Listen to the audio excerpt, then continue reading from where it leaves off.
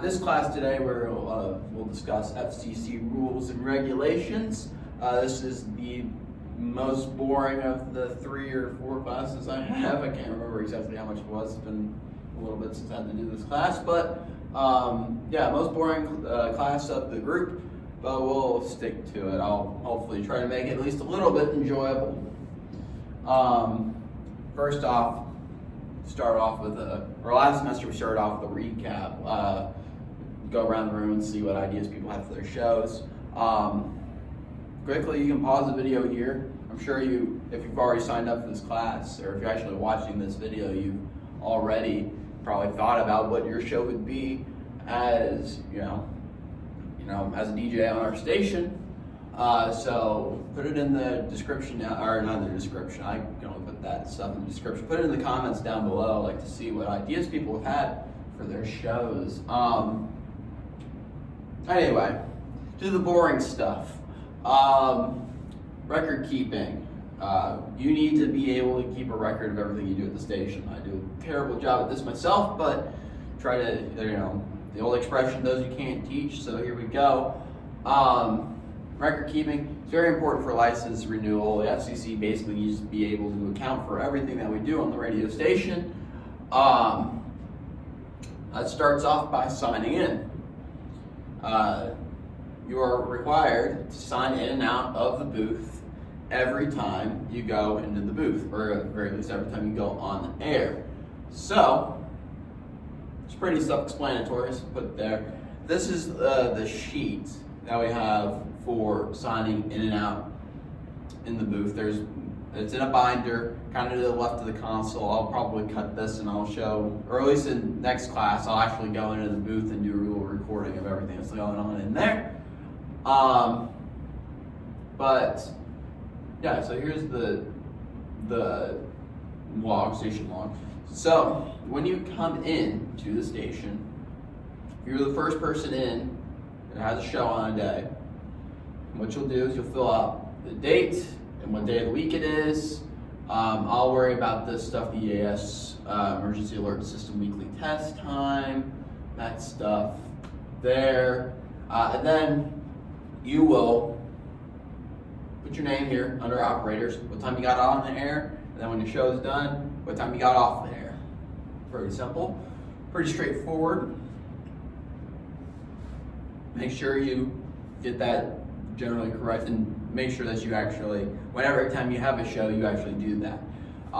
If you don't, then we don't know when you're on the air, and if the FCC, potentially, say you make a mistake in the FCC, some FCC rule, we'll get to those in a second. If you make the mistake, and they say that so-and-so, or that something rule was broken at 10:59 a.m., we'll know who's on the air at the time. We can punish accordingly. Also, go along with record keeping, documenting what you broadcast. This is very important for music shows. Also, it's important for, or slightly less important for talk shows, but you still want to try to keep track of what you talk about. First thing, when you document music, there's this nice handy template for what you need to do. So,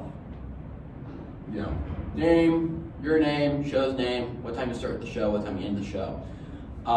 Basically, you need to know, or we need to know, 3 things about your show, about what happened during your show. We need to know what songs you played, or you played them, and what PSAs you read. Like I said in the previous lecture, our show, or our station, is a non-commercial station. We are a student licensed radio station, which means that we don't play ads. We're PBS, but even less funded. But in order for us to be able to broadcast using this license, we also must play PSAs, public service announcements. Of course, you all know what that is. So, write this down as important for the test. If you have a music show, you must broadcast at least 3 or 4 for an hour show, 3 or 4 PSAs per hour show. And just as the DJ yourself, you need to speak at least every 3 songs. If you want to talk every 2 songs, every 1 song, every song, you can do it. If you want to break into the middle of your song, go on ahead, I guess. Be kind of weird. But yeah, go on ahead. But you must speak at least once every 3 songs. And then, so basically, for the template, you basically do it in order. You say, I introduced stuff, did 3 songs, and you name the 3 songs and the artist. That's slipping. Okay. There you go. Sorry about that, folks. I've not got a tripod or anything. I'm just leaning it up against something, so I might slip more. Yeah. Song 1, song 2, song 3, artist name, name of the song.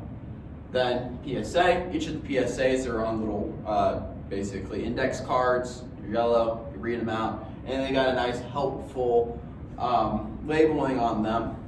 So you can go on ahead and just put the acronym or whatever for the whatever it says on the card. It usually has a little, like, if it was about theater, it might be THEA. Might say that on the top. That's basically our code for the thing. Put that on there. You can do that all the way down for each PSA and song you do, and then you say conclusion.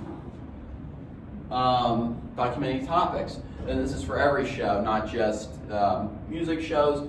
And this is more important for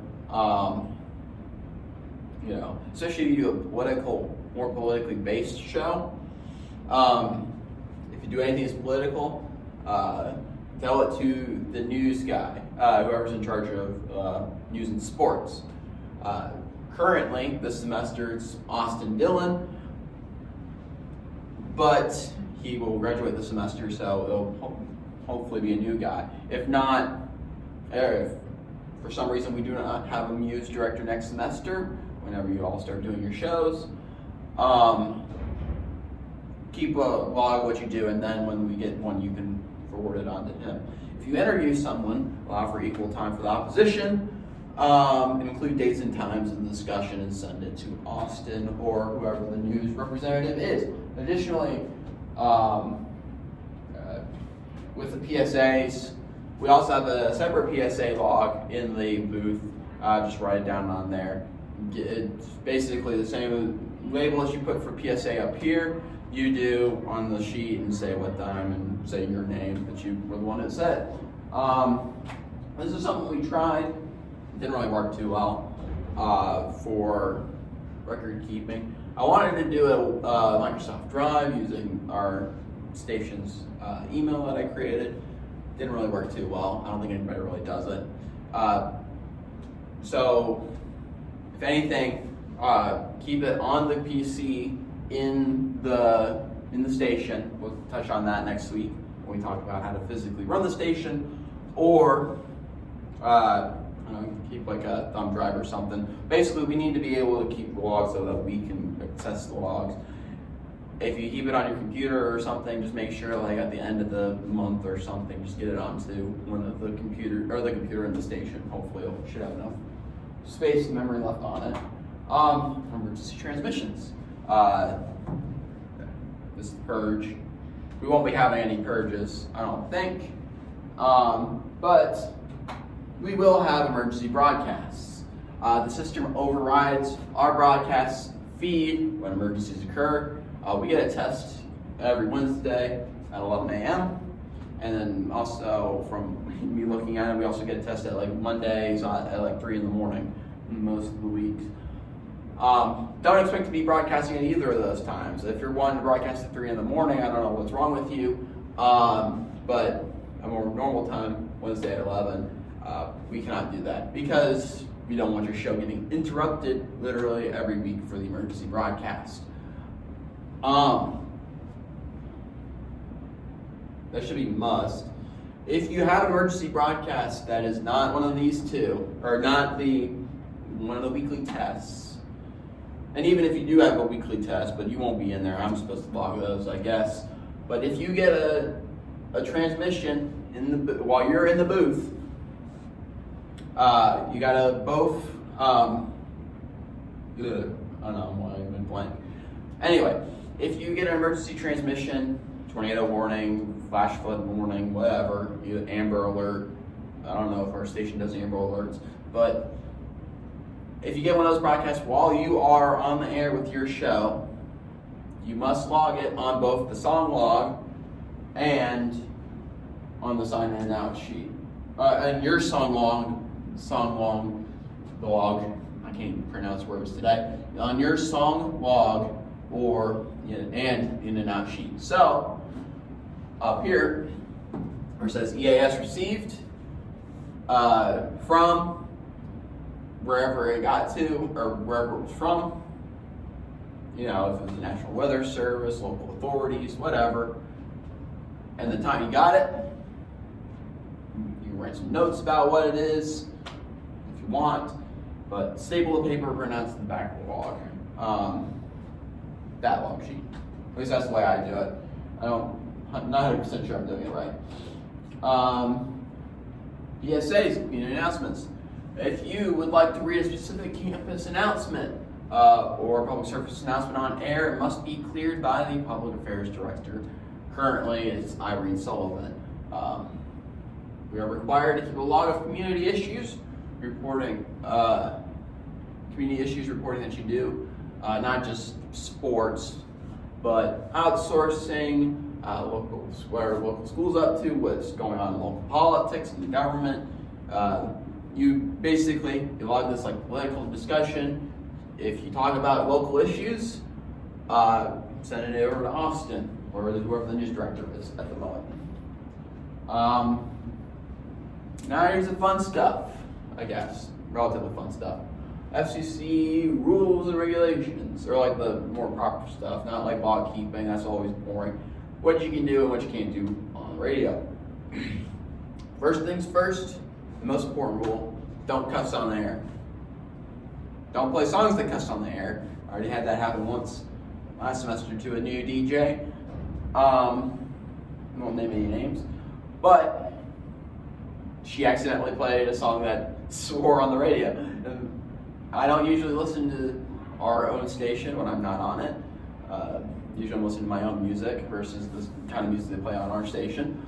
But I knew that she had her first show that day. I was driving to my church that I go to, I had it on, and I hear her drop an F-bomb on the radio. And I'm like, and it was in like, I don't remember, it might have been Pink Floyd or something. It was a, kind of a 70s prog rock song that had a long fade out, and she didn't realize that it dropped an F-bomb at the very end, Usually, normal radio would have cut that out at that point, but it didn't.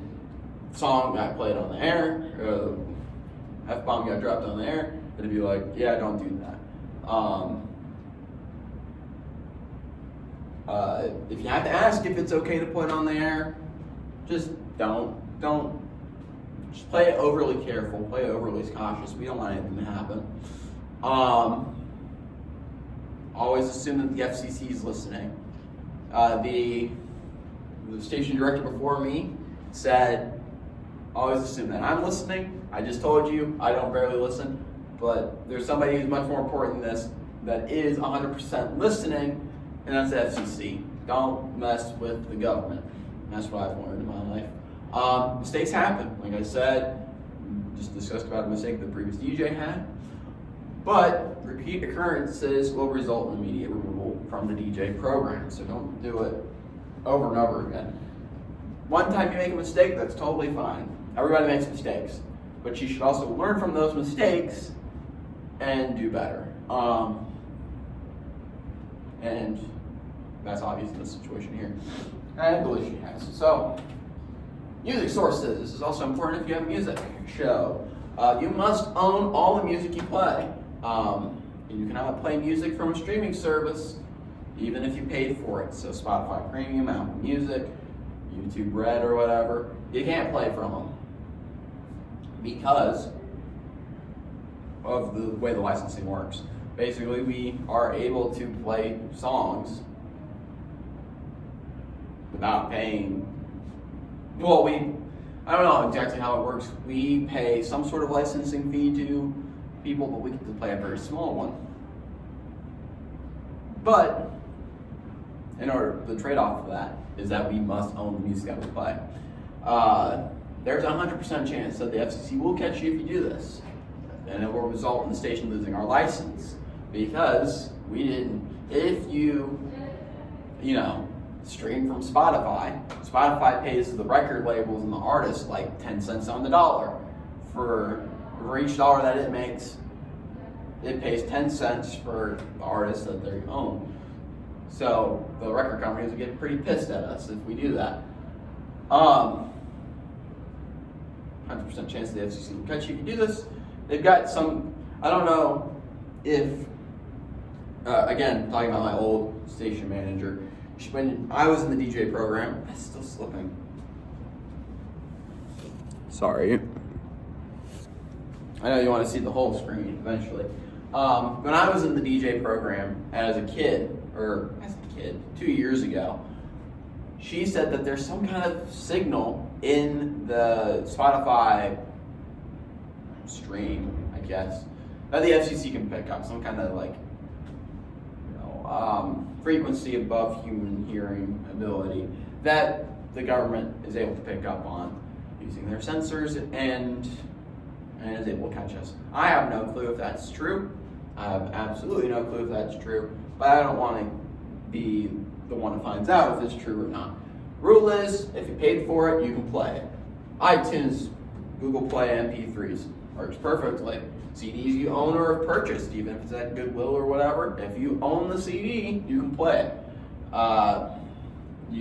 We've got large collections of CDs and MP3 players, or MP3s on the computer, or mostly the MP3s are just the CDs that have been ripped at some point, but we've got a lot of them.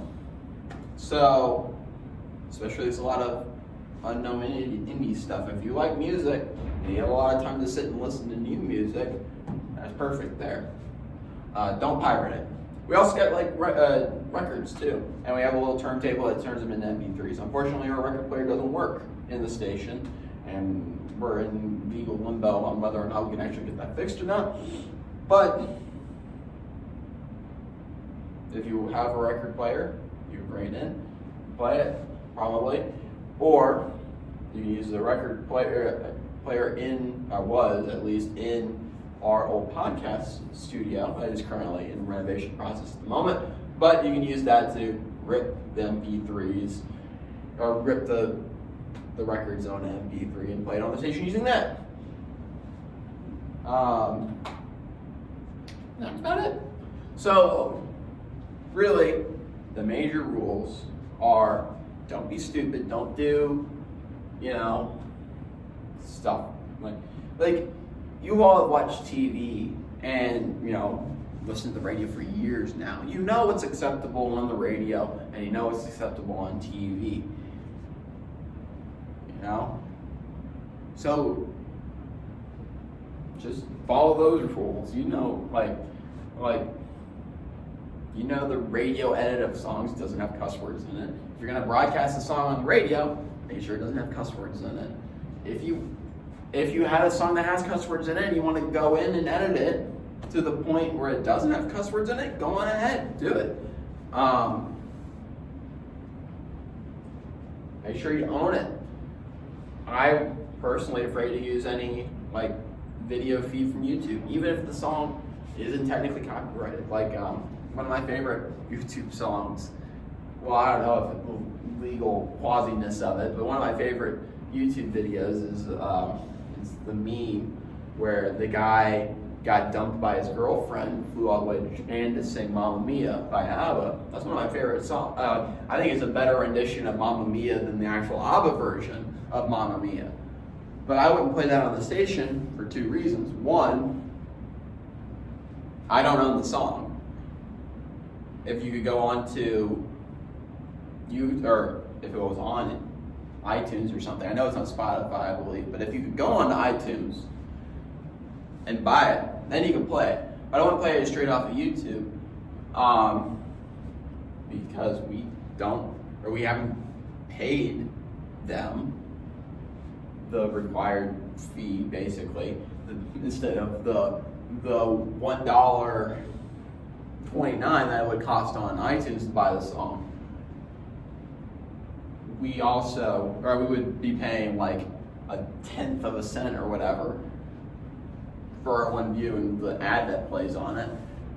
So both the artist, the guy who flew to Japan, and ABBA themselves wouldn't really get any cut of the money. Even then, that's still a kind of quasi loophole, because the guy obviously doesn't own the rights to the song technically, but YouTube can let him get away with it. Parody cover songs are in a legal loophole for a lot of that stuff, but I don't know. I would be hesitant, and if you're hesitant to play something, don't play it. And the second major thing from this lecture is record keeping. Make sure that your records are up to date.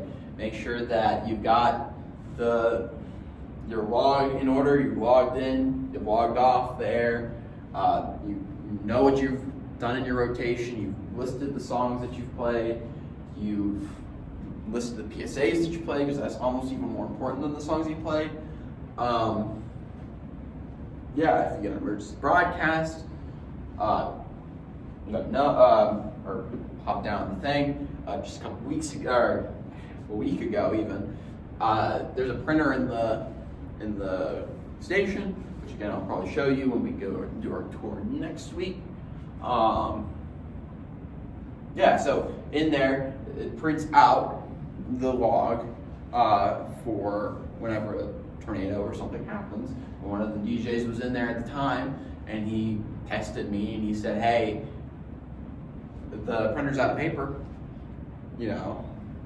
but the thing broadcasted anyway." So I was like, okay, tell him just. Oh God, that was also a thing that I don't believe I put in there, but you should. If you get an alert, I don't know if it was in this, maybe it was in the next lecture, but if you get an alert while you're on the air, an emergency alert, and especially if it's like a tornado warning, maybe if it's a watch, not so much, but if it puts yourself into physical harm to continue being on the air, because especially we're on the 3rd floor up here in the UC, if there's a tornado that comes through campus, we're the first ones to go. So, or we ain't surviving at the very least. So if there's a tornado warning that's in Cookeville, you're on the air. When that warning goes off, read it on the air, the print off, log it real quick, and get out of Dodge. Put it on the auto DJ and get out of there. We'll touch more on how to do that next class. But I think that should hopefully do it for this class. Thank you so much for listening. Thankfully, it was a little bit shorter than last week. But yeah, thanks so much. See you later. See you next week.